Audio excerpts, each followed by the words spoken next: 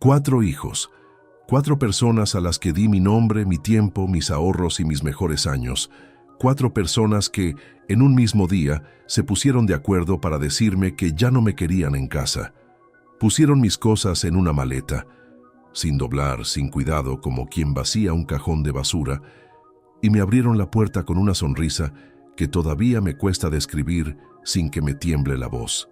Lo que ninguno de ellos sabía es que, 12 meses antes de ese día, yo ya había decidido exactamente cómo iba a terminar todo esto. Antes de continuar, suscríbete y activa la campanita, porque cada día publicamos nuevas historias. Deja tu like y cuéntanos en los comentarios desde qué ciudad y país nos ves. Mi nombre es Valentín Esquivel Ramos.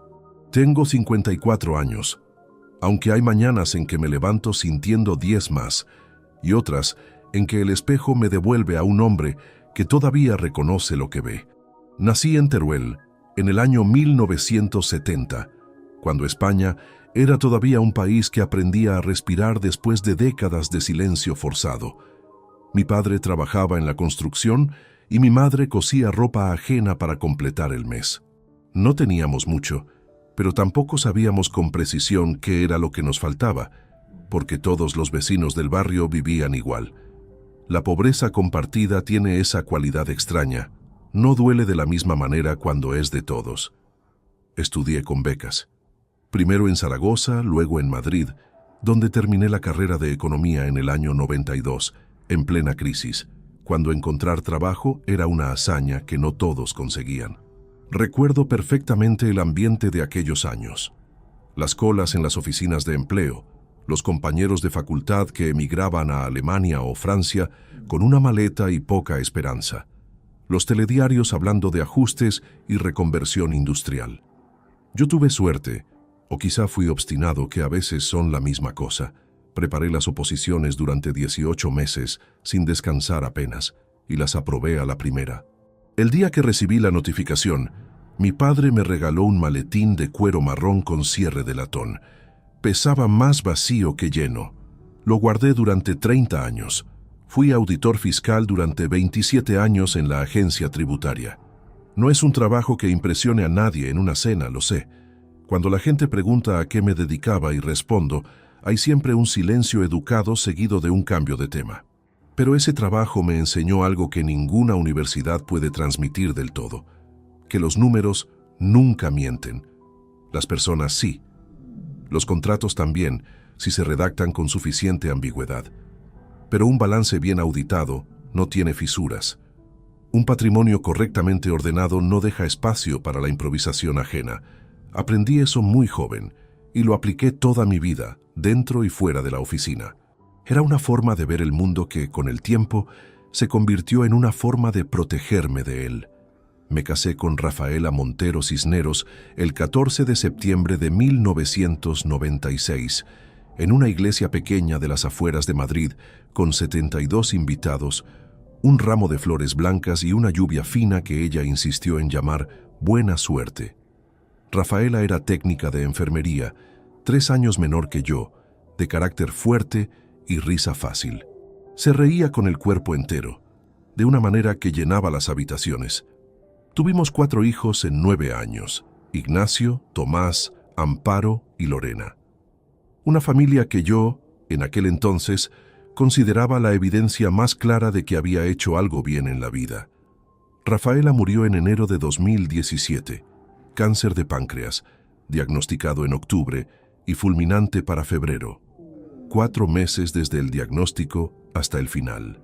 No hubo tiempo de prepararse, ni de despedirse bien, ni de decir todo lo que uno guarda para después, sin saber que el después no siempre llega. Yo tenía 47 años.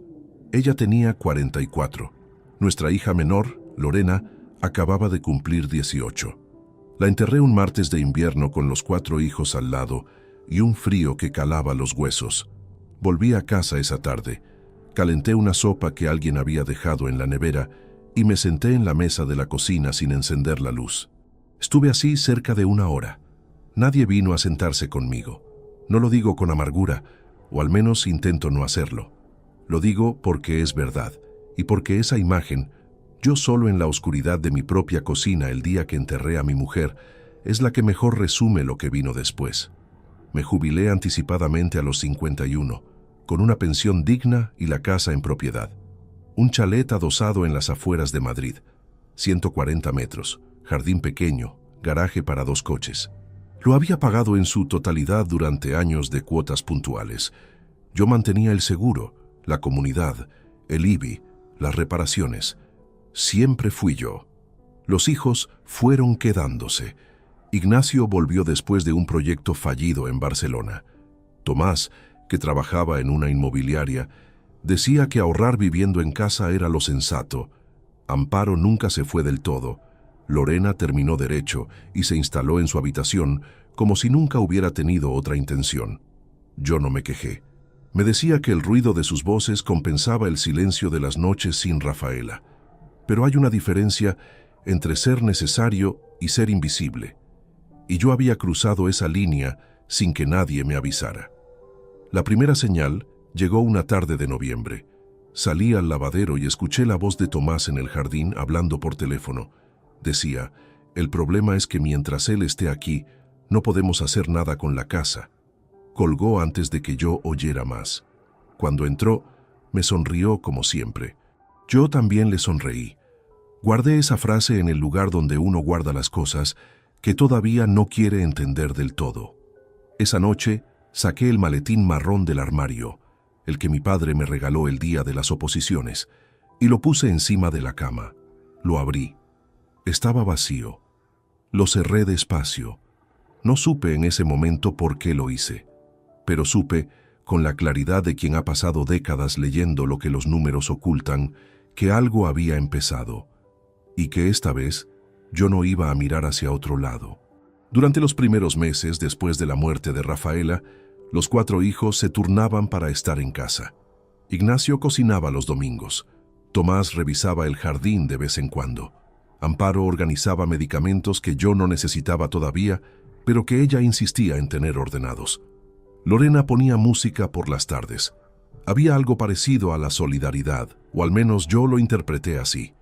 Con el tiempo entendí que no era solidaridad, era espera. El primer episodio que no pude ignorar llegó en la primavera de 2021. Ignacio se había establecido como arquitecto independiente en Madrid tras el fracaso de un proyecto en Barcelona que nunca me explicó del todo. Vino una tarde a mi despacho, un cuarto pequeño dedicado a los papeles, los extractos, las carpetas de la jubilación, y se sentó frente a mí con esa actitud que tienen los hijos cuando van a pedir algo que saben que no deberían. Papá, necesito reformar el local del estudio. La instalación eléctrica es del año 80 y algo. El baño es una vergüenza y los clientes lo notan cuando entran. Me explicó los presupuestos que había pedido. 38.000 euros. Me dijo que era una inversión, que en 2 años lo recuperaría, que tenía proyectos en marcha. Me mostró números en una hoja doblada que sacó del bolsillo. Miré aquella hoja con la misma atención con que leía los expedientes de contribuyentes durante mis años en la agencia. Los números eran reales, los presupuestos plausibles, pero no había ningún plan de devolución, ningún plazo, ninguna garantía escrita, solo la palabra de un hijo. Le presté el dinero. No se lo pedí de vuelta en ningún momento. Él no lo mencionó nunca más. 3 meses después, Tomás llegó a cenar con una propuesta distinta, más elaborada, envuelta en vocabulario técnico de esa manera que tienen los que trabajan en inmobiliarias, de mezclar lo legal con lo conveniente para ellos. Me explicó que sería una medida de previsión cambiar la titularidad del chalet para incluir a los 4 hijos en la escritura. Repitió la palabra inventario varias veces. Habló del proceso de herencia como si yo fuera a morir la semana siguiente y como si él me estuviera haciendo un favor al adelantar los trámites. Es que si pasa algo, papá, y la casa solo está a tu nombre, el proceso se complica mucho para nosotros. Escuché todo sin interrumpirle. Cuando terminó, le dije que lo pensaría. No para ganar tiempo, sino porque durante sus 20 minutos de explicación había identificado al menos 4 inexactitudes jurídicas en su argumentación.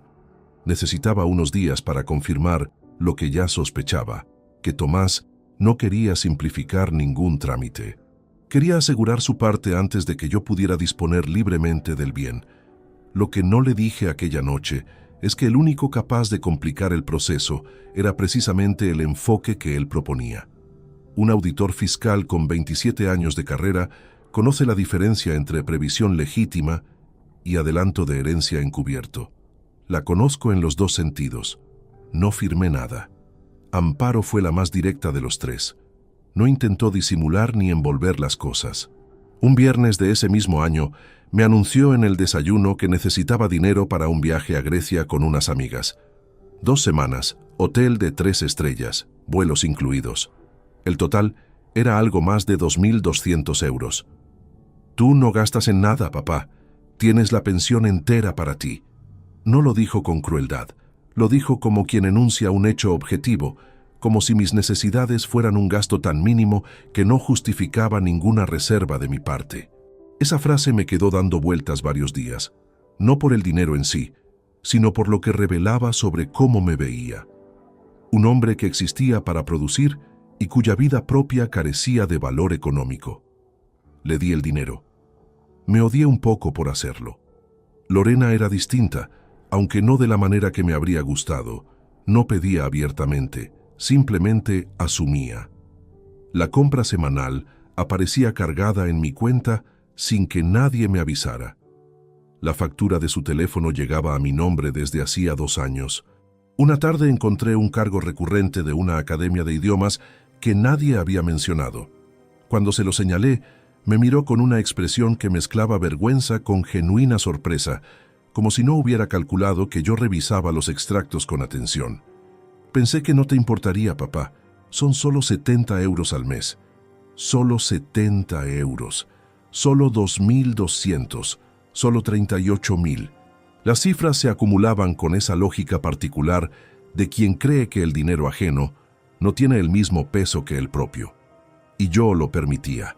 Durante meses lo permití, no exactamente por debilidad, sino por esa convicción irracional que tienen algunos padres de que el dinero entregado a un hijo es siempre una inversión en algo, en la relación, quizás, en la cercanía, en la ilusión de que si uno seguía siendo útil, seguiría siendo querido. Pero la utilidad no es lo mismo que el afecto. Lo aprendí tarde y lo aprendí caro. El otoño de ese año traje al despacho los extractos de los últimos 24 meses y los extendí sobre la mesa tal como hacía con los expedientes fiscales. Sumé, clasifiqué, ordené por fecha y concepto. El resultado fue un número que no voy a olvidar. 64.300 euros entregados en menos de 2 años, sin contrato, sin devolución acordada, sin ningún documento que reconociera siquiera la existencia de esa deuda. Un contribuyente con ese perfil habría activado todos mis protocolos de alerta. Tratándose de un familiar, lo llamaban generosidad. Cerré la carpeta. Me quedé mirando la pared un tiempo que no supe medir bien. Esa noche no cené. Calenté agua para un café que no terminé y me fui a la cama antes de las 10. La casa estaba llena de ruido. La televisión de Ignacio en el salón, la música de Lorena al fondo del pasillo, la conversación de Tomás y Amparo en la cocina. 4 personas viviendo de mis recursos, sin que ninguna se hubiera asomado a preguntar cómo estaba yo. Apagué la luz. En la oscuridad, con el sonido de sus voces al otro lado de la pared, tomé una primera decisión. A partir de ese momento, documentaría absolutamente todo. Cada transferencia, cada petición, cada conversación relevante, con fecha, con importe, con las palabras exactas que recordara. No sabía aún con precisión para qué, pero algo en mí, esa parte entrenada durante décadas para leer lo que los números ocultan, me decía que antes o después iba a necesitar cada papel, cada cifra, cada fecha anotada con letra clara.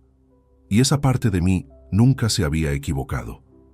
El cuaderno apareció en el cajón de mi mesilla una tarde de enero de 2022. Era de tapas negras, de los que uno compra sin propósito claro y guarda por si acaso. Lo había tenido allí años sin abrirlo. Esa tarde lo abrí. Cogí un bolígrafo azul y escribí en la primera página una sola línea. Todo lo que no se anota, desaparece. Era una frase que repetía a los inspectores nuevos durante mis primeros años como supervisor en la agencia tributaria. Ellos la apuntaban con cara de no entender del todo su alcance práctico. Con el tiempo, los que permanecían en el trabajo la entendían sola. Un expediente sin documentación es un expediente perdido. Un hecho sin registro es un hecho que el tiempo convierte en opinión. Lo sabía mejor que nadie, y me costó demasiado aplicarlo dentro de mi propia casa. Escribí la fecha, 8 de enero de 2022, y debajo, la primera entrada. Ese mismo día, durante el almuerzo, Ignacio había dicho algo que a cualquier otro le habría parecido trivial. Hablábamos de una avería en la caldera. El técnico había dejado un presupuesto de reparación esa mañana, y en algún momento Ignacio comentó: hay que pensar si merece la pena gastar en esto o si es mejor plantearse ya otras opciones. No dijo cuáles. Cambió de tema antes de que yo pudiera preguntar, pero la frase se quedó suspendida de una manera que no era casual. Otras opciones. Para una caldera. En una casa que era mía. Lo anoté palabra por palabra, con la hora aproximada y el contexto exacto. Durante las semanas siguientes, los comentarios sobre mi estado fueron apareciendo de forma gradual, espaciados con suficiente distancia entre ellos para que resultaran difíciles de conectar si uno no prestaba atención. Pero yo prestaba atención. Era lo único que había hecho bien durante toda mi vida profesional. Amparo fue la primera en abordar el tema directamente. Me llamó aparte una tarde, con esa voz que adoptan las personas cuando quieren parecer afectuosas, pero en realidad están estableciendo una posición. Me preguntó si había ido al médico recientemente, si dormía bien, si notaba que me fatigaba más que antes. Le respondí que dormía razonablemente, que el médico de cabecera no había detectado nada en la última revisión y que la fatiga que ella observaba era la de un hombre que llevaba 7 años gestionando solo una casa de 140 metros con 4 adultos dentro. No le gustó la respuesta. Lo noté en cómo recolocó el pelo antes de cambiar de conversación. Tomás adoptó un enfoque distinto. Empezó a ofrecerse para acompañarme a los trámites, a las citas médicas, a la gestión bancaria. Siempre con frases del tipo, para que no vayas solo, o por si necesitas que alguien entienda los papeles. Ese último detalle me resultó especialmente revelador. 30 años auditando declaraciones fiscales complejas, y mi hijo de 29 consideraba que podía necesitar ayuda para entender documentos del banco. Lo anoté también. Pero fue Ignacio quien, sin proponérselo, reveló el patrón completo. Era un miércoles de febrero, después de cenar. Los 4 estaban en el salón. Salí a buscar agua a la cocina, y al volver por el pasillo, escuché la conversación antes de entrar. Ignacio hablaba en voz baja, pero con la cadencia firme de quien expone un argumento ya elaborado. No digo que esté mal, digo que cada vez le cuesta más seguirle el ritmo a las cosas. Hay que ser realistas. Me detuve 3 pasos antes de la puerta. Tomás respondió algo que no distinguí bien. Luego habló Amparo. Yo lo noto también. El otro día le pregunté por la revisión del seguro y tardó 10 minutos en encontrar la carpeta. 10 minutos buscando una carpeta. Eso era la evidencia que estaban acumulando. Volví a la cocina despacio. Dejé el vaso en el fregadero sin llenarlo. Me quedé apoyado en la encimera, mirando el azulejo de la pared con esa atención absurda que uno pone en las cosas cuando necesita que el cuerpo se calme antes que la cabeza. No era la primera vez que me controlaba en un momento así. De joven, cuando un contribuyente intentaba intimidarme durante una inspección, y algunos lo intentaban, con abogados, con gritos, con amenazas veladas sobre mis superiores, aprendí a mantener la voz a la misma temperatura que el tono de un informe escrito. Neutro, factual, sin aristas. Apliqué esa misma técnica en mi propia cocina aquella noche. Entré al salón con el vaso ya lleno. Me senté en el sillón de siempre. Nadie notó que había estado en el pasillo. O si lo notaron, tampoco lo dijeron. Fue pasada la medianoche, cuando abrí el cuaderno de tapas negras y escribí 4 páginas seguidas. El jueves siguiente hubo una cena sin ningún motivo especial. En la sobremesa, Ignacio sacó el tema de las residencias de mayores de manera aparentemente casual. Un conocido había llevado a su padre a un centro en Alcobendas, instalaciones modernas, personal especializado. Lo describió con un tono admirativo que no encajaba con su personalidad habitual. Tomás asintió. Amparo añadió que una compañera del colegio había hecho lo mismo con su madre y que la familia había quedado muy tranquila. Fue en ese momento cuando miré a Lorena. Ella no habló. Tenía los ojos fijos en el plato, removiendo el café con la cucharilla, aunque ya estaba frío desde hacía rato. Cuando Ignacio la miró buscando su confirmación, ella levantó la vista un instante, solo un instante, y luego volvió al café. Murmuró algo parecido a «sí, supongo», con una voz tan baja que apenas se oyó. Era un gesto pequeño, 3 segundos de incomodidad en medio de una cena ordinaria, pero yo llevaba décadas leyendo lo que las personas no expresan con palabras, y lo que Lorena no dijo aquella noche fue suficientemente claro. Ella sabía exactamente a dónde conducía esa conversación, y algo en ella no estaba del todo cómodo con ese destino. No reaccioné en voz alta, pero lo anoté esa noche con más detalle que cualquier otra entrada anterior. Para finales de febrero, el cuaderno tenía 22 páginas escritas, fechas, palabras textuales, contextos, actitudes. El tipo de registro que un inspector mantiene cuando tiene la certeza de que algo es irregular, pero todavía no la prueba definitiva. La distancia entre sospechar y demostrar siempre ha sido la misma: paciencia y documentación. Tenía ambas. Lo que todavía no tenía era el detonante. El momento concreto en que la sospecha dejaría de ser interpretación para convertirse en hecho comprobable. Pero algo en ese cuaderno negro, con sus páginas llenas de letra apretada y fechas precisas, me decía que no tardaría demasiado en llegar. El detonante llegó un sábado de marzo de 2022, y llegó de la manera más prosaica posible, porque me olvidé el paraguas. Había salido a primera hora de la mañana a pasear por el parque que está a 3 manzanas de casa, un hábito que mantenía desde la jubilación para no perder del todo la disciplina del movimiento. El cielo amaneció encapotado y a mitad del recorrido comenzó una lluvia fina pero persistente. Decidí volver antes de lo previsto. Entré por la puerta lateral del jardín que daba directamente al lavadero para no empapar el pasillo principal. Desde allí se oía la sala de estar con claridad. Me quité los zapatos mojados junto a la puerta, más por costumbre que por precaución, y fue ese gesto mecánico el que me mantuvo en silencio suficiente tiempo para entender lo que estaba escuchando. Las voces eran las de mis 4 hijos. Hablaban todos a la vez al principio, con esa superposición de frases que tienen las conversaciones cuando el tema ya lleva un rato rodando y cada uno quiere imponer su versión. Fue la voz de Ignacio la que se impuso sobre las demás. El mercado en esta zona está bien ahora mismo. Si se gestiona con cabeza, el precio puede ser muy interesante. Tomás respondió de inmediato.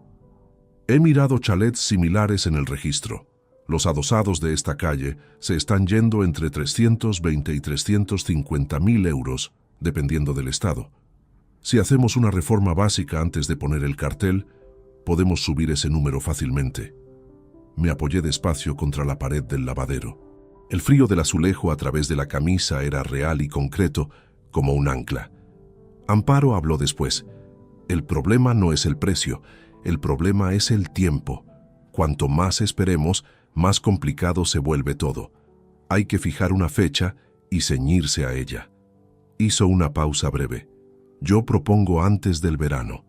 Así está todo resuelto antes de que empiece el año que viene con lío. Antes del verano.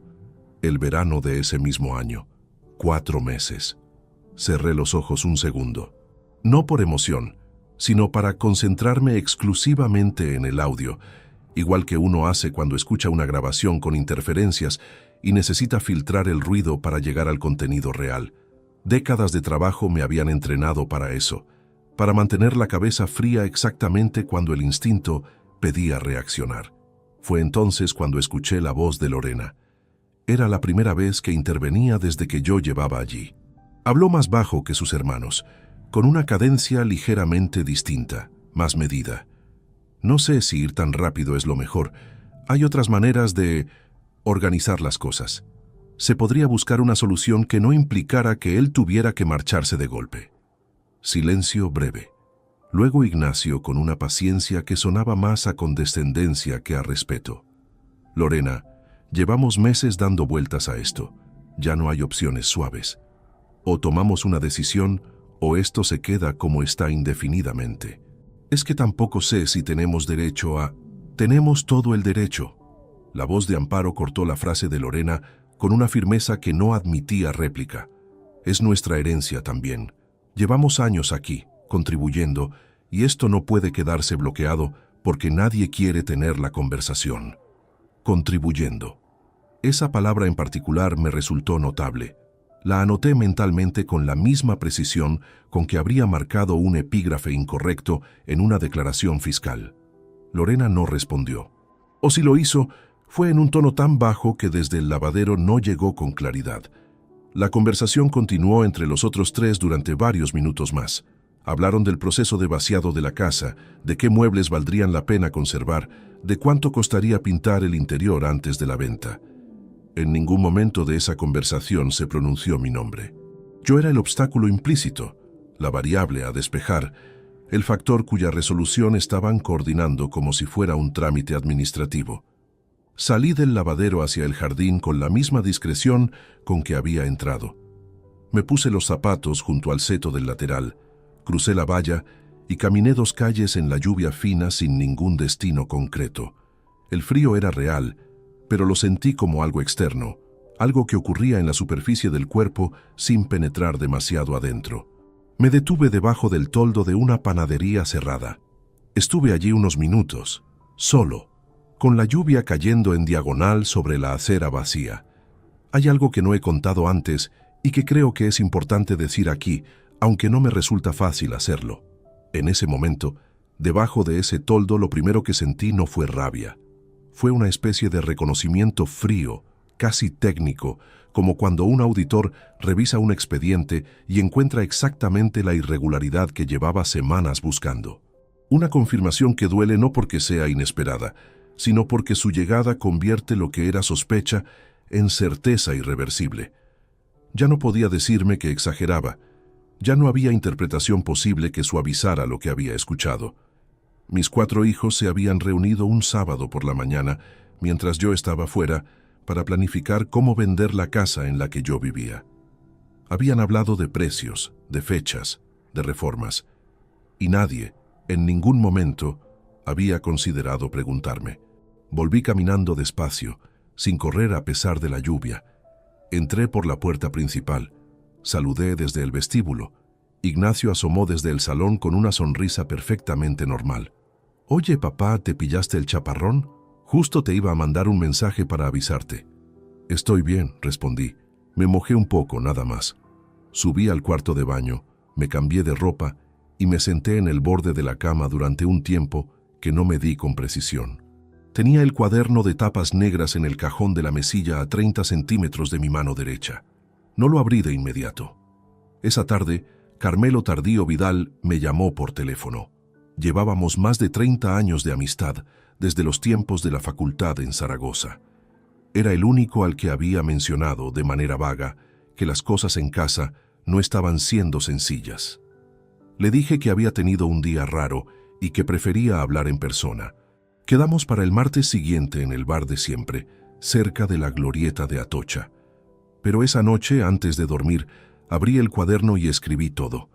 Cada frase que recordaba, en el orden en que la había escuchado, con el nombre de quien la pronunció y el tono aproximado. 4 páginas y media de letra apretada bajo la lámpara de la mesilla. Al terminar, leí lo escrito desde el principio. Era la primera vez que veía el conjunto completo. Las entradas anteriores, los préstamos sin devolución, los comentarios sobre mi memoria, las conversaciones sobre residencias y ahora esto. Por separado, cada episodio tenía una explicación. Juntos, con fecha y contexto, formaban algo que cualquier inspector de experiencia habría reconocido de inmediato. Un patrón sostenido en el tiempo con un objetivo claro. Cerré el cuaderno y tomé la segunda decisión importante desde que todo esto había comenzado. Necesitaba hablar con Gonzalo Íñiguez Palomares antes de que pasara otra semana. Entre el sábado de marzo en que escuché aquella reunión y el día que voy a contar ahora, pasaron exactamente 11 meses y 17 días. Los cuento con precisión porque los conté en su momento, con la misma metodología con que durante décadas había controlado plazos de inspección y calendarios de auditoría. Cada semana de ese periodo tuvo su entrada en el cuaderno de tapas negras. Cada conversación relevante, cada actitud, cada pequeño gesto que confirmaba lo que ya sabía. Lo que ocurrió durante esos 11 meses lo contaré en su momento, porque hay cosas que necesitan llegar en el orden correcto para entenderse bien. Ahora lo que importa es el día en que todo se materializó. Era un jueves de febrero de 2023. Me levanté a las 7:15, como siempre. Preparé café. Lo tomé de pie junto a la ventana de la cocina mirando el jardín, donde la escarcha de la noche anterior todavía cubría el césped con esa capa blanca y frágil que desaparece en cuanto le da el sol. Era un invierno seco y frío en Madrid, con ese tipo de cielo gris uniforme que no amenaza lluvia pero tampoco promete nada mejor. Bebí el café despacio. No había nada en el ambiente de esa mañana que la distinguiera de cualquier otra, excepto que yo sabía lo que iba a ocurrir antes de mediodía y ellos creían que lo sabían también. En eso consistía la diferencia fundamental entre su posición y la mía. Ignacio bajó el primero, sobre las 9. Se sirvió café sin mirarme directamente. Se quedó de pie junto a la encimera con la taza en la mano y durante un momento no dijo nada. Luego dejó la taza, respiró una sola vez de forma audible y habló con una voz que había practicado lo suficiente para sonar serena, pero que tenía debajo algo que no era serenidad en absoluto. Papá, los 4 hemos hablado y hemos tomado una decisión. Ya no podemos seguir así. Esta situación no es buena para ninguno. Creemos que necesitas un entorno más adecuado, con gente especializada que pueda atenderte como mereces. Tienes que irte. Me quedé con las 2 manos apoyadas en la mesa. Lo miré. No dije nada. Él interpretó el silencio como la respuesta que esperaba y salió de la cocina. Tomás entró 10 minutos después, más directo, sin rodeos, con esa eficiencia que aplica a todo lo que implica dinero o transacciones. Ya está decidido. Amparo y Lorena están de acuerdo, es lo mejor para todos, tienes que irte hoy. Hoy, sin margen, sin transición, sin cortesía. Salió también. Amparo fue la tercera. No se sentó ni se apoyó en nada. Se quedó en el umbral de la cocina con los brazos ligeramente cruzados y repitió una versión casi idéntica a la de sus hermanos, con la cadencia de quien ha memorizado un texto y lo recita cuidando no salirse del guión. Añadió al final que ya había preparado lo esencial de mis pertenencias y que la maleta estaba en el pasillo. El taxi llega en media hora. Después de que salió, me quedé solo en la cocina durante varios minutos. El café ya estaba frío. La escarcha del jardín se había fundido casi por completo bajo el sol pálido de febrero. Escuché el ruido de una cremallera en el piso de arriba, pasos entre habitaciones, el golpe seco de un cajón que se cierra con prisa. Salí al pasillo. La maleta estaba allí, en el suelo junto a la puerta, de pie con el asa extendida.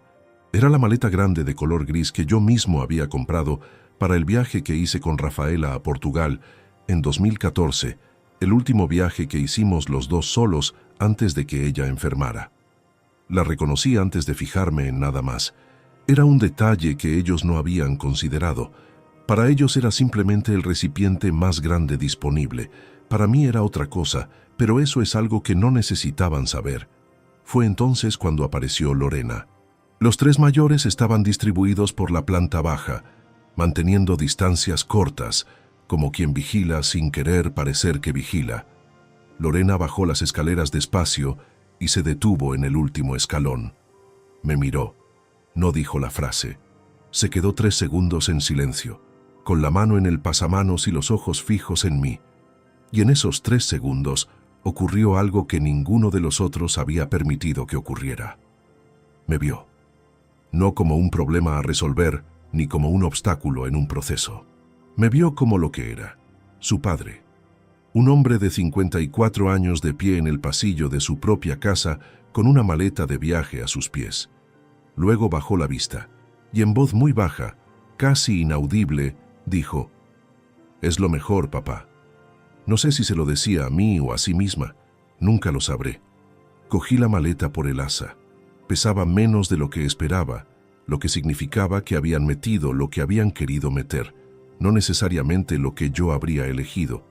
Tampoco importaba. Lo que necesitaba de verdad ya no estaba en ninguna maleta. Ignacio abrió la puerta principal. El frío de la mañana entró de golpe. En la calle, un taxi con el motor en marcha esperaba junto al bordillo. El conductor miraba hacia adelante, ajeno a todo. Bajé los 3 peldaños de la entrada sin volver la cabeza. Detrás de mí escuché el sonido de la puerta al cerrarse. No un portazo, no un cierre suave, un cierre neutro, doméstico, como el de cualquier mañana ordinaria. Ese detalle me resultó, de alguna manera, más definitivo que cualquier portazo habría sido. Metí la maleta en el maletero. Me senté en el asiento trasero. El taxista me miró por el espejo retrovisor. «¿A dónde vamos?». Metí la mano en el bolsillo interior del abrigo. Saqué un papel doblado en 4. Lo abrí con calma sobre la rodilla y leí la dirección en voz alta, con la misma naturalidad con que uno da la dirección de casa. El taxi arrancó. Mientras nos alejábamos por la calle, no miré hacia atrás.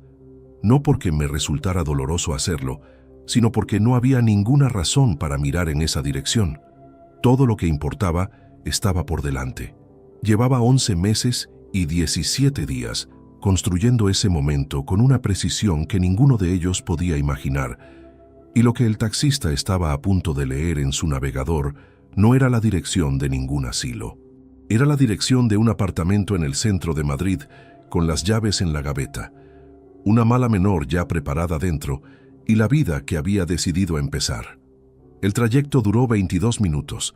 Lo sé porque miré el reloj cuando el taxi arrancó, las 11:15 de la mañana exactas, y volví a mirarlo cuando el conductor detuvo el motor frente a un edificio de ladrillo visto en el número 43 de la calle Argumosa, en el barrio de Lavapiés. Las 11:37. El taxista miró por el retrovisor con una expresión neutral, de las que uno desarrolla con los años cuando ha llevado a suficientes pasajeros con suficientes tipos distintos de silencio. «Es aquí», respondí que sí y bajé con la misma calma con que había subido.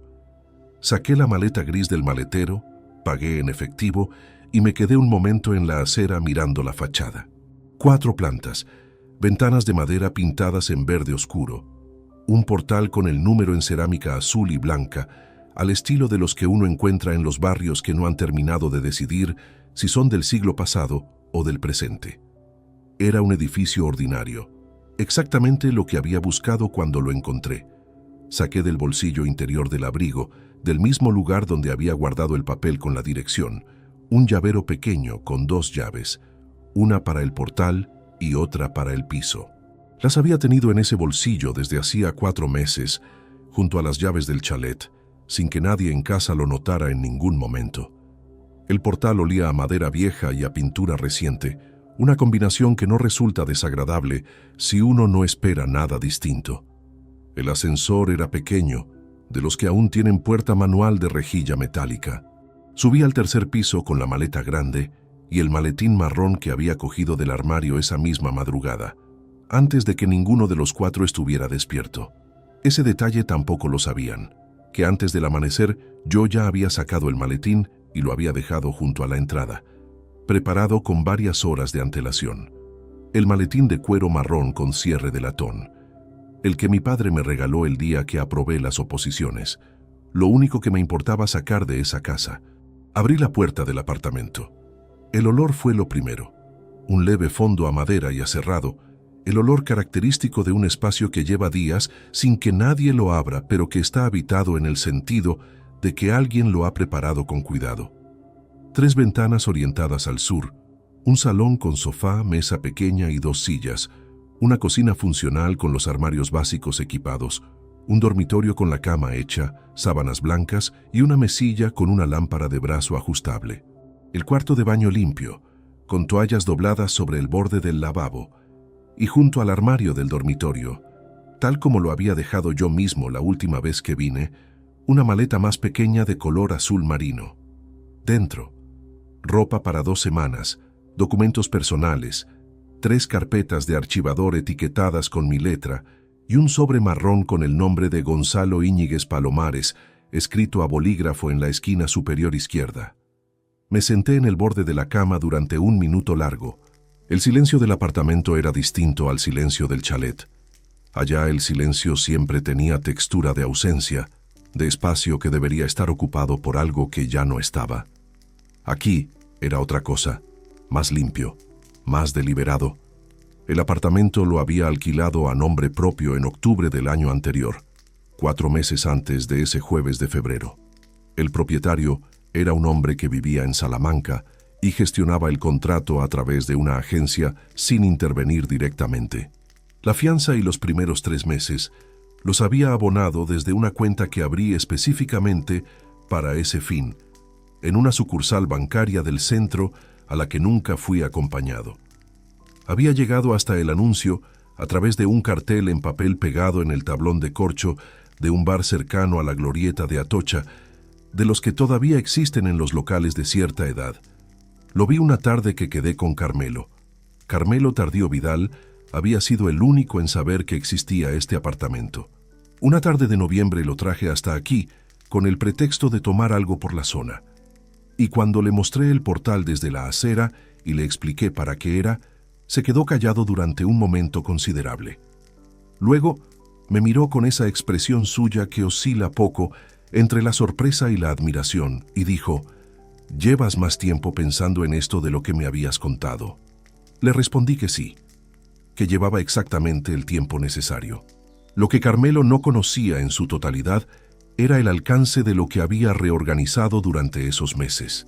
Sabía del apartamento, sabía de las visitas al notario, sabía que había movido cosas con antelación, pero el cuadro completo lo tenía únicamente yo, distribuido entre el cuaderno de tapas negras, las 3 carpetas de la maleta azul y la memoria acumulada de 27 años trabajando con documentos que muy pocas personas saben leer con la misma profundidad. Me levanté y fui a la cocina. En el armario de arriba había dejado la última vez que vine una caja de galletas, café molido en un tarro de cristal y 2 latas de conserva. Los coloqué sobre la encimera con cuidado, como hace uno cuando está ordenando un espacio que va a habitar con calma, sin nadie mirando ni opinando. Puse el café a calentar. Mientras esperaba, saqué el teléfono. 4 llamadas perdidas, 3 de Amparo, 1 de Ignacio, todas en un intervalo de menos de 1 hora. Ningún mensaje escrito. Lo guardé de nuevo en el bolsillo sin devolver ninguna. A esa hora, los 4 seguían probablemente en el chalet, convencidos de que el taxi me había llevado al centro de mayores de Alcobendas que habían mencionado entre ellos aquella tarde de la cena. Quizás esperaban una llamada de confirmación, o quizás lo que esperaban era simplemente no tener que volver a gestionar el tema. Cualquiera de las 2 posibilidades decía exactamente lo mismo sobre ellos.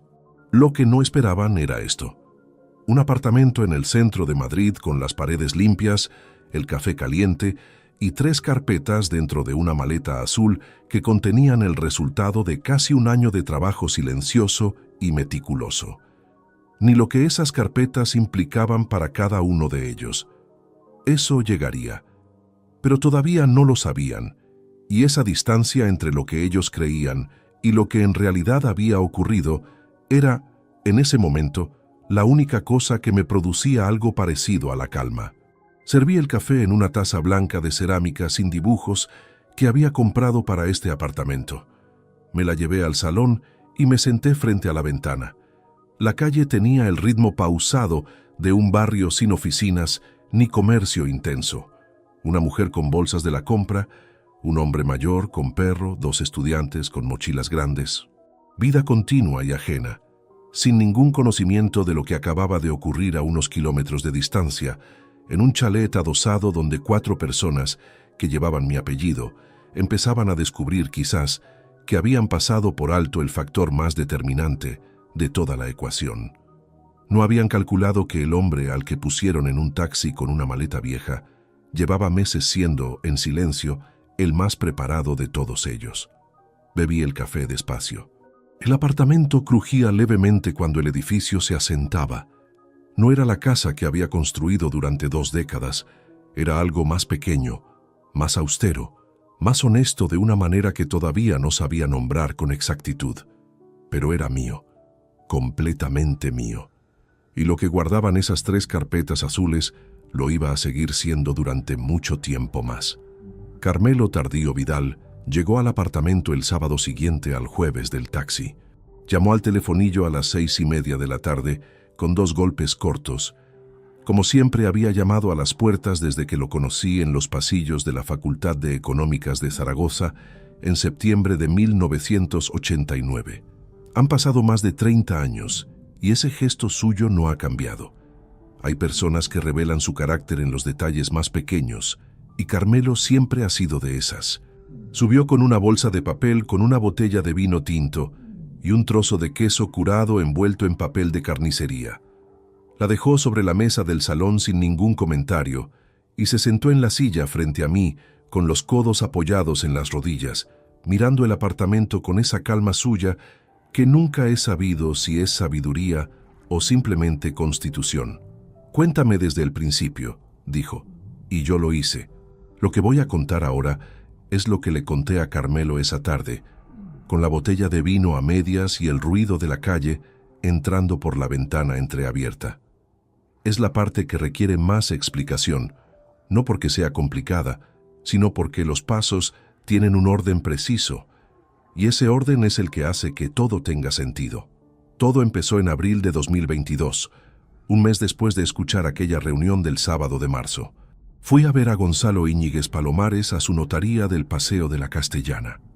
Lo conocía desde hacía 12 años, desde un procedimiento en el que había actuado como perito en un expediente fiscal complejo. Era un hombre de 58 años, meticuloso, de vocabulario preciso y ninguna tendencia a dramatizar. Exactamente el tipo de profesional que uno necesita cuando las decisiones que va a tomar no tienen margen de error. Le expuse la situación en términos estrictamente jurídicos, sin carga emocional, del mismo modo en que habría presentado un expediente ante un tribunal económico administrativo.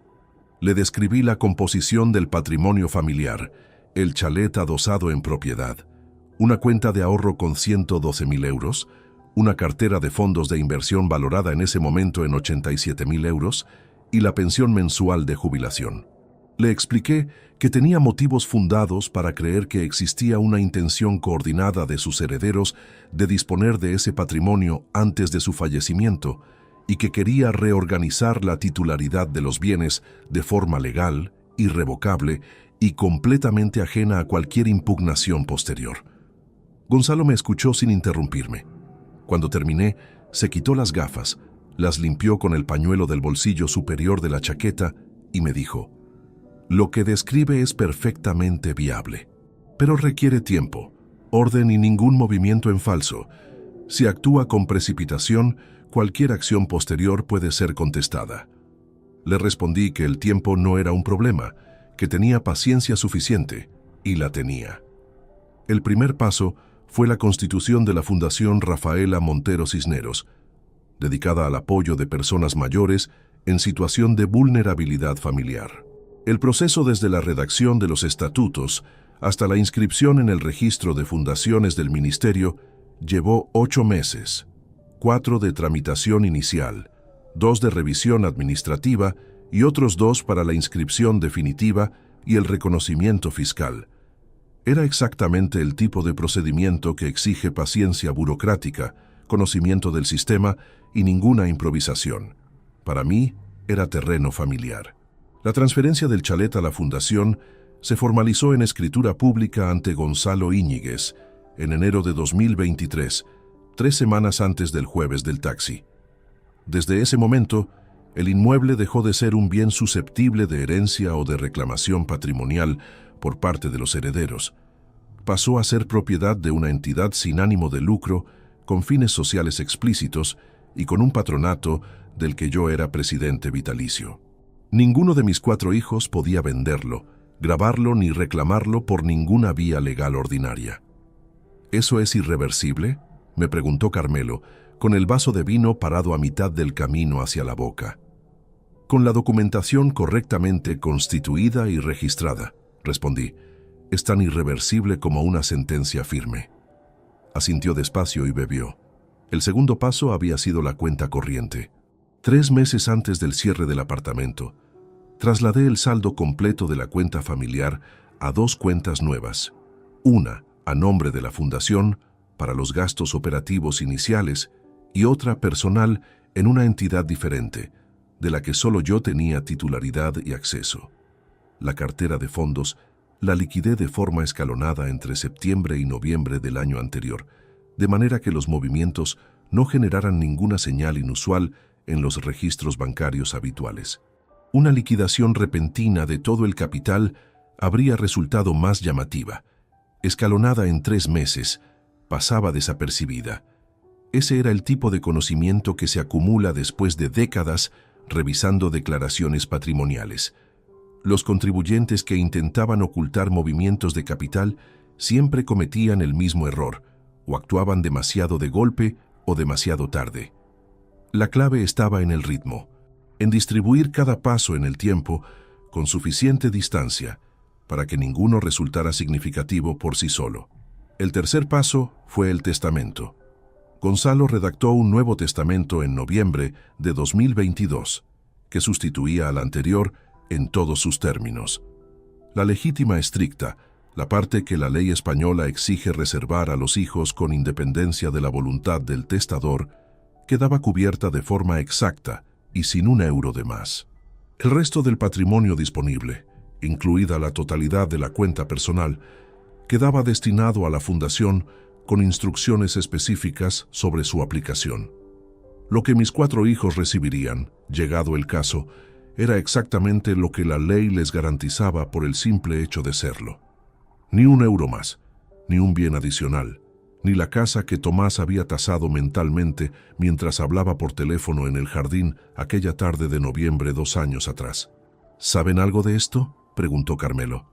Nada, respondí. Y no lo sabrán hasta que intenten hacer lo que tienen pensado hacer con la casa. Carmelo se quedó en silencio un momento.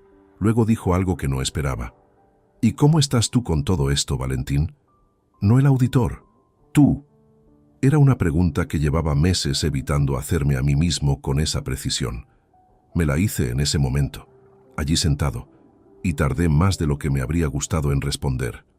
Estoy bien, dije al final, y lo maticé de inmediato, porque Carmelo lleva 30 años distinguiendo cuándo le digo la verdad completa y cuándo le doy la versión abreviada. O lo estaré.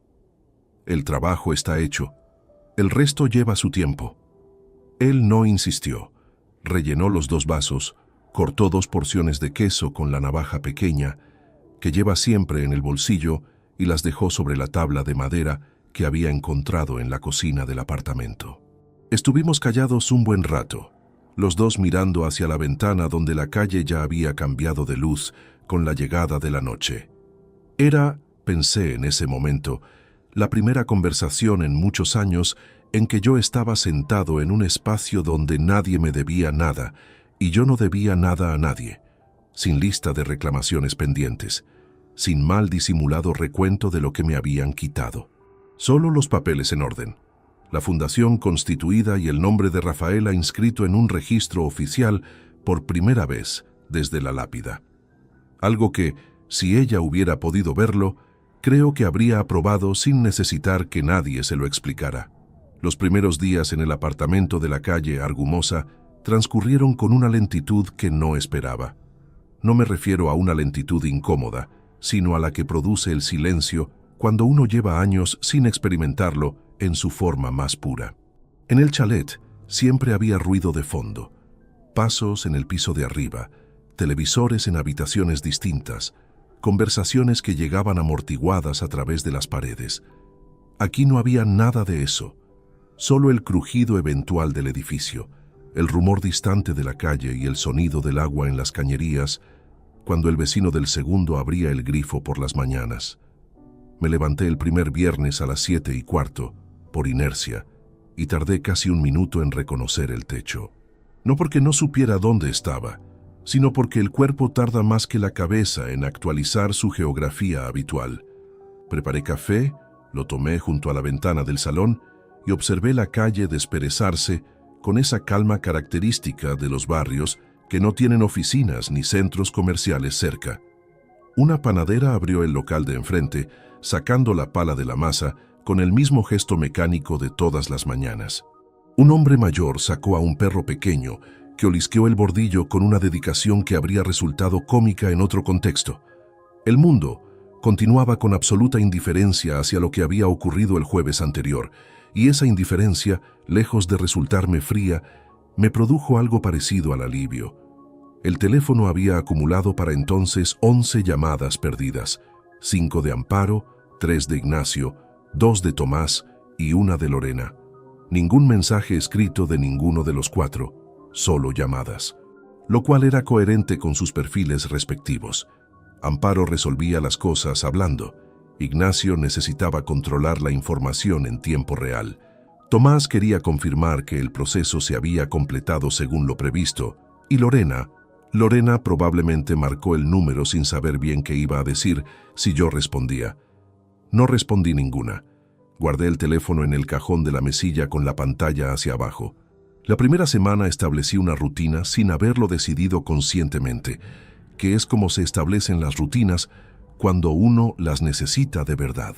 Levantarse a las 7:15. Café junto a la ventana. Paseo de 40 minutos por el barrio antes de las 9. Compra en el mercado de los martes y los viernes. Lectura por las tardes en el sillón junto a la lámpara de brazo ajustable. Cena ligera. Silencio. Era una vida de una austeridad que habría resultado insoportable para muchas personas y que a mí me resultó, con una honestidad que todavía me cuesta formular en voz alta, reconfortante.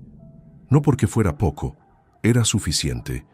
Había una diferencia sustancial entre ambas cosas que 54 años de vida me habían costado distinguir con precisión. El miércoles de esa primera semana ocurrió lo que había estado conteniendo desde el jueves del taxi. Estaba en el dormitorio, abriendo la maleta azul para sacar la ropa y guardarla en el armario, cuando encontré debajo de las camisas dobladas una fotografía que no recordaba haber puesto allí. Era una imagen en papel fotográfico, de las que se revelaban en tiendas, de formato 10x15. Rafaela y yo en la playa de la Concha, en San Sebastián, en verano de 2008. Ella llevaba un vestido azul claro y tenía el pelo suelto. Yo estaba de espaldas al mar mirándola, con una expresión que no sé describir, porque no sé cómo se ve uno mismo cuando es genuinamente feliz sin saberlo todavía. No recordaba esa fotografía. No supe en qué momento había llegado a esa maleta. Me senté en el borde de la cama con la imagen en la mano. Estuve así bastante tiempo. El apartamento estaba completamente en silencio. No había nadie al otro lado de ninguna pared que pudiera oírme, y esa certeza fue, paradójicamente, lo que permitió que me derrumbara sin ningún tipo de control. No voy a entrar en más detalles sobre esos minutos, porque hay cosas que pertenecen únicamente a quien las vive. Lo que sí diré es que cuando se me pasó, me lavé la cara en el cuarto de baño, me miré en el espejo más tiempo del habitual y tomé nota de que ese hombre que me devolvía el reflejo no era ni un vencedor ni una víctima. Era alguien que había tomado decisiones difíciles y estaba pagando el precio real de todas ellas, sin posibilidad de negociarlo a la baja. Guardé la fotografía en el bolsillo interior del maletín marrón, junto a los documentos. Carmelo volvió el jueves de la segunda semana. Llegó antes de lo acordado, lo que en él significaba que había estado pensando en venir desde antes, pero había esperado a que yo necesitara la visita en lugar de pedirla. Era un hombre que entendía los ritmos ajenos con una intuición que yo nunca había logrado replicar. Trajo una bolsa con fruta y pan de centeno, Sin ningún comentario sobre el gesto, nos sentamos a la mesa de la cocina. Le conté lo de la fotografía sin ningún prólogo. Me escuchó, asintió una sola vez y dijo: «Es razonable. Lo que no sería razonable es no sentirlo». No añadió nada más. No hizo falta. Le pregunté cómo estaban las cosas en la vida exterior, en el sentido más práctico de la expresión. Si había oído algo, si alguien le había preguntado. Me respondió que Ignacio lo había llamado 2 días antes, que le había preguntado si sabía algo de mí, con ese tono de preocupación administrada que tienen las personas cuando la preocupación real es de otra naturaleza. «¿Qué le dijiste?», pregunté. «Que la última vez que hablé contigo estabas bien», respondió Carmelo. Que no tenía más información que esa. Era estrictamente cierto, y era estrictamente suficiente. Esa tarde, después de que Carmelo se marchó, saqué las 3 carpetas de la maleta azul y las coloqué sobre la mesa del salón. Las abrí una por una y revisé cada documento con la atención sistemática de quien repasa un expediente antes de presentarlo. Todo estaba en orden. La escritura de constitución de la fundación, el certificado de inscripción registral, la escritura de transmisión del chalet, el testamento con fecha notarial de noviembre, los extractos de los movimientos de la cartera de fondos escalonados entre septiembre y noviembre, los contratos de las cuentas nuevas. 437.000 euros en patrimonio reorganizado, documentados, registrados, irreversibles. Lo cerré todo con calma y lo guardé de vuelta. A finales de esa segunda semana, algo en el apartamento cambió de naturaleza. No en sus paredes ni en sus muebles, sino en la forma en que yo lo habitaba. Dejé de percibirlo como un refugio provisional y empecé a percibirlo como un lugar. Una distinción que parece menor y no lo es. Compré una planta pequeña para el alféizar de la ventana del salón. Un helecho de hoja estrecha que no requería demasiada atención. Lo coloqué junto al cristal y observé cómo la luz de la tarde le daba en el borde de las hojas, con esa calidad específica de la luz de invierno en Madrid, horizontal y limpia, que no calienta pero lo ilumina todo sin sombras duras. Lo que venía a continuación no iba a ser sencillo. Lo sabía con la misma certeza con que sabía que los 4 estaban a punto de descubrir, de formas distintas y en momentos distintos, que la partida que creían haber cerrado el jueves anterior no había hecho más que empezar, pero esa semana todavía no había llegado. Esa semana el apartamento era una planta en el alféizar, café por las mañanas y el nombre de Rafaela inscrito en un registro que ninguno de los 4 había tenido la curiosidad ni la precaución de consultar. Dormí mejor que en muchos meses. 3 semanas después del jueves del taxi, Ignacio Esquivel Montero entró en el despacho de un gestor inmobiliario en el barrio de Salamanca con una carpeta bajo el brazo y la actitud de quien viene a formalizar algo que ya considera resuelto. Llevaba en esa carpeta una copia del último testamento que él conocía, el que yo había redactado con Gonzalo Íñiguez en 2015, cuando Rafaela ya estaba enferma, y la referencia catastral del chalet que había consultado en línea esa misma mañana. El gestor, un hombre de unos 45 años con gafas de montura fina, tecleó la referencia en el sistema del registro de la propiedad y esperó. Luego frunció levemente el ceño. Tecleó de nuevo. Miró la pantalla con la atención específica de quien no entiende lo que está viendo, pero sabe que no es lo que debería ver. «Aquí hay algo que no cuadra», dijo. Ignacio se inclinó hacia adelante. «La titularidad de este inmueble no corresponde a ninguna persona física. Figura a nombre de una fundación». El gestor leyó en voz alta: «Fundación Rafaela Montero Cisneros. Inscripción registral de enero de este año. Todo en regla». El silencio que siguió duró varios segundos. Ignacio salió del despacho sin completar ningún trámite. No llamó a sus hermanos de inmediato. Eso también lo supe después, a través de Carmelo, que a su vez lo supo por una fuente que no voy a mencionar, pero que existe. Ignacio condujo durante casi 1 hora por Madrid, sin ningún destino concreto, lo que en él era un comportamiento completamente inusual. Era un hombre de agenda y eficiencia, de desplazamientos con propósito. 1 hora conduciendo sin rumbo significaba que algo en su arquitectura interna había necesitado ese tiempo para recalibrarse. Tomás lo descubrió por una vía distinta y con menos intermediarios. Llevaba semanas intentando acceder a los extractos de la cuenta corriente familiar desde la aplicación del banco, convencido de que en algún momento yo había añadido su nombre como titular secundario. Una suposición que nunca contrasté con la realidad porque nadie me lo había pedido formalmente ni yo lo había ofrecido. Cuando finalmente fue a la sucursal en persona, la empleada verificó los datos y le confirmó que no figuraba como titular ni como autorizado en ninguna cuenta vinculada a mi número de identificación. Le preguntó si quería consultar alguna otra gestión. Tomás respondió que no y salió. Esa misma tarde llamó a Ignacio. Esa conversación duró 42 minutos, según el registro que Carmelo me describió después con una precisión que me resultó casi profesional. No sé exactamente qué se dijeron, pero sí sé el resultado. Al día siguiente por la mañana, Amparo llamó al abogado que había gestionado algunos asuntos menores de la familia durante años. Un hombre llamado Rosendo Alcántara Fuentes, que tenía su despacho en Getafe y que había redactado el primer testamento de 2015 junto a mí. Rosendo Alcántara les confirmó lo que ya intuían. El testamento de 2015 había sido sustituido en su totalidad por uno nuevo, otorgado ante notario en noviembre del año anterior.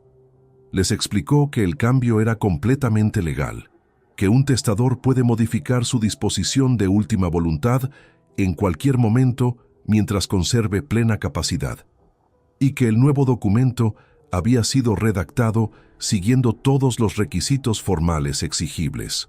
Cuando Amparo le preguntó qué recibían los herederos forzosos según el Nuevo Testamento, Rosendo tardó un momento antes de responder, no por desconocimiento, sino con esa pausa que tienen los profesionales cuando van a comunicar algo que saben que no será bien recibido.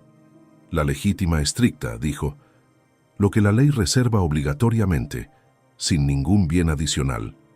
La legítima estricta en España representa 1/3 del patrimonio hereditario, no la casa, no los ahorros adicionales, no la cartera de fondos que Tomás había visto pasar por extractos anteriores.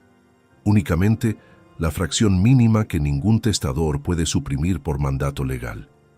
Amparo colgó antes de que Rosendo terminara de explicar los detalles del procedimiento. Lorena fue la última en enterarse y lo hizo de la manera más directa. Sus hermanos la convocaron a una reunión en el chalet esa misma tarde. La pusieron al corriente en menos de 20 minutos, con una mezcla de datos y especulaciones que ella misma me describió semanas después, cuando por fin tuvimos una conversación. Me dijo que mientras sus hermanos hablaban, ella tuvo la sensación de estar escuchando una historia que debería haberla sorprendido y que, sin embargo, no lo hizo del todo. Algo me decía que tú no te habías ido a ningún sitio sin tenerlo todo pensado, me dijo. No respondí a eso, pero lo guardé. Lo que ocurrió en los días siguientes tuvo la forma irregular y desordenada que tienen los procesos cuando 4 personas con caracteres distintos reaccionan simultáneamente a una misma noticia. Ignacio buscó asesoramiento jurídico adicional, probablemente intentando encontrar alguna vía de impugnación que Rosendo no hubiera mencionado. Un abogado especializado en derecho sucesorio le confirmó lo mismo con mayor detalle técnico. La transferencia del inmueble a la fundación era anterior al Nuevo Testamento, estaba inscrita en el registro de la propiedad y había sido realizada por el propietario en pleno ejercicio de su capacidad jurídica. No había ninguna figura legal aplicable para revertirla. Tomás consultó por su cuenta a un segundo abogado. Obtuvo idéntica respuesta. Amparo llamó directamente a Gonzalo Íñiguez Palomares a su notaría. Gonzalo le confirmó que había intervenido en los documentos correspondientes y que no podía facilitar información adicional sobre los actos de su cliente sin autorización expresa de éste.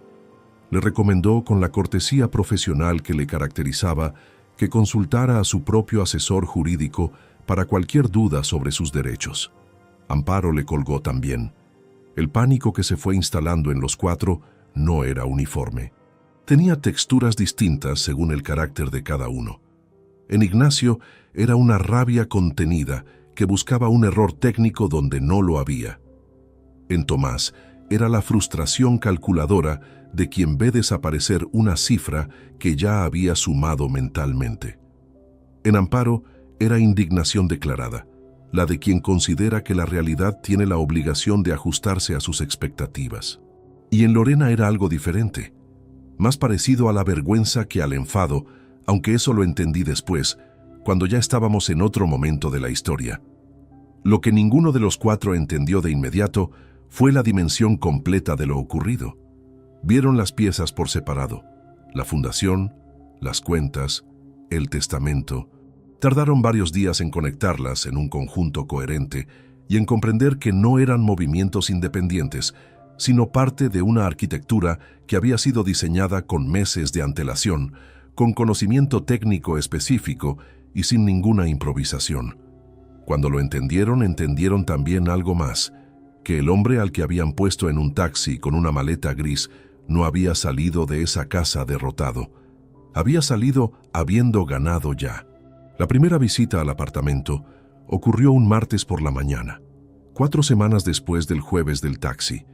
Estaba leyendo en el sillón junto a la lámpara cuando sonó el telefonillo. 2 toques largos, distintos a los 2 cortos de Carmelo. Me quedé quieto. Sonó de nuevo 3 veces seguidas con una impaciencia que reconocí antes de levantarme. Me acerqué al interfono sin descolgarlo y miré por la mirilla de la puerta principal, aunque desde allí no se veía nada útil. El telefonillo volvió a sonar. Lo dejé sonar. Escuché pasos en la calle debajo de la ventana poco después. Miré con discreción desde el lateral del cristal. Amparo estaba en la acera, con el teléfono en la mano, mirando hacia arriba con esa expresión tensa que adopta cuando algo no ocurre según sus cálculos. Marcó un número. En el dormitorio, el teléfono que había dejado sobre la mesilla vibró 2 veces y se quedó en silencio. Se marchó al cabo de 10 minutos. No fue la única vez. A lo largo de las 2 semanas siguientes, hubo 3 visitas más al portal. 2 de Amparo, 1 de Ignacio. Tomás no vino en persona, lo cual era coherente con su manera de gestionar los conflictos.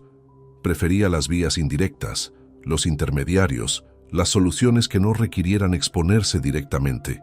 Lorena tampoco apareció por la calle Argumosa, aunque me llegó a través de Carmelo, que había preguntado por mi estado con una preocupación que parecía genuina en su forma, aunque llegaba tarde en su momento. Los mensajes escritos empezaron a aparecer a partir de la 3ª semana. Primero de Ignacio, con un tono que intentaba ser conciliador, pero que tenía debajo la estructura de una negociación. Hablaba de malentendidos, de conversaciones pendientes, de que las cosas se podían ver desde otro ángulo. Luego de Amparo, más directa y menos calculada, cuyo mensaje oscilaba entre la justificación y algo que en otro contexto podría haberse llamado disculpa, aunque le faltaba la parte donde uno reconoce específicamente qué es lo que lamenta. Tomás escribió una sola vez, brevemente, preguntando si podíamos hablar. Lorena envió 2 mensajes cortos en días distintos, separados por varios días de silencio. El primero decía únicamente, «Papá, soy yo. Por favor». El segundo, «Entiendo si no quieres hablar todavía, pero necesito que sepas que lo siento». Leí todos los mensajes. Los leí con la misma atención con que había leído los expedientes más delicados de mi carrera, buscando no solo lo que decían, sino lo que revelaban sobre quién los escribía. Lo que encontré en la mayoría fue una mezcla reconocible. Arrepentimiento real mezclado con alarma patrimonial, en proporciones que variaban según el emisor, pero que en ningún caso llegaban a separarse con claridad. Cuando alguien lamenta lo que hizo al mismo tiempo que acaba de descubrir que ese hecho tiene consecuencias directas sobre su patrimonio, resulta difícil saber con certeza qué parte del dolor es moral y qué parte es financiera. No respondí ningún mensaje. Sé que hay quien considera que el silencio es una forma de crueldad. He pensado en eso. Me lo pensé en su momento y me lo he seguido pensando después. Y lo que puedo decir honestamente es que mi silencio no tenía ninguna intención de hacer daño adicional. Tenía una sola intención: no responder desde un estado emocional que todavía no estaba resuelto, con palabras que podrían ser interpretadas como apertura de una negociación que yo no tenía intención de abrir. La carta la redacté un domingo de marzo, 3 semanas después de los primeros mensajes. Me senté a la mesa del salón con un bloc de hojas blancas, un bolígrafo y el mismo criterio que había aplicado siempre a los documentos que requerían exactitud y permanencia, sin adornos, sin carga emocional innecesaria, sin ninguna ambigüedad que pudiera ser interpretada en sentido contrario al pretendido. Escribí 4 borradores antes del definitivo, no porque me faltaran las palabras, sino porque las palabras sobrantes son las que generan problemas jurídicos y personales a partes iguales. La versión final tenía poco más de 2 páginas. Comenzaba reconociendo que había recibido todas las comunicaciones enviadas desde el día de mi salida del domicilio. Continuaba describiendo, con precisión y sin dramatismo, lo que había ocurrido el jueves de febrero.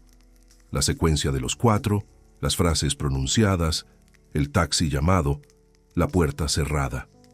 No como acusación, sino como registro de hechos comprobables.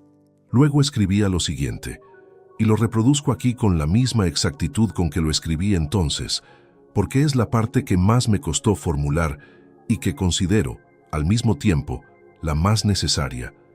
A partir de este momento, mi relación con cada uno de vosotros será la que yo decida, en los términos que yo establezca, en el momento que yo considere oportuno.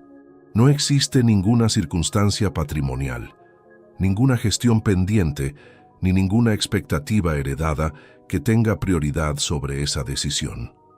El padre que conocisteis hasta el jueves de febrero cumplía funciones que ninguno de vosotros valoró mientras las cumplía. Ese padre no va a regresar. No porque no os quiera, que esa es una cuestión distinta y más compleja de lo que ninguno de vosotros está en condiciones de evaluar ahora mismo, sino porque volver a hacerlo implicaría enseñaros que lo que hicisteis no tuvo consecuencias reales, y las tuvo. Esta carta es una de ellas.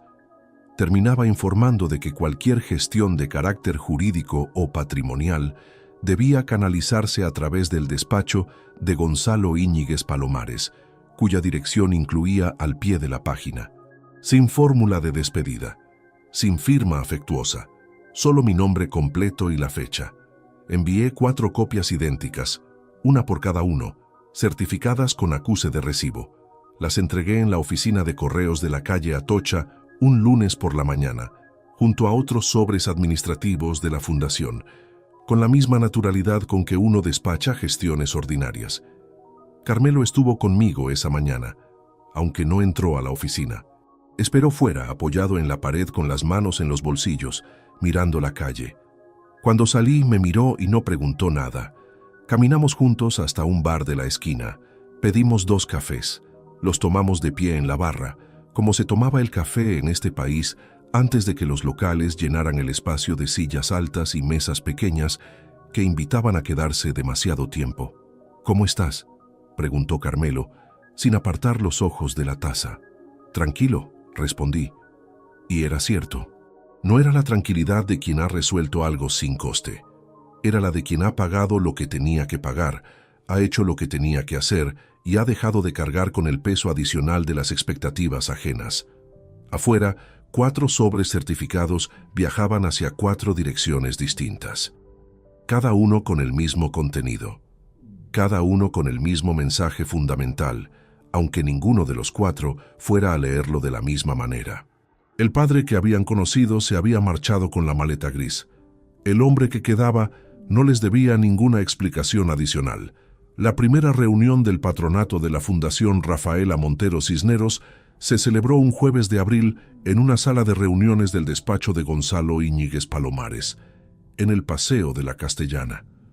Éramos 4 personas alrededor de una mesa rectangular, con una jarra de agua en el centro y luz natural entrando desde las ventanas altas. Gonzalo, como secretario del patronato. Una trabajadora social llamada Pilar Esteban Correa, de 52 años, con 20 de experiencia en programas de atención a mayores en situación de exclusión. Un voluntario jubilado de nombre Augusto Villalba Serrano, de 63 años, que había contactado con nosotros a través del registro de voluntariado municipal y cuya motivación, según me explicó en una conversación previa, era que su propio padre había muerto solo en una residencia pública sin que ninguno de sus hijos lo visitara en los últimos 2 años de vida. Y yo. La reunión duró 2 horas y cuarto.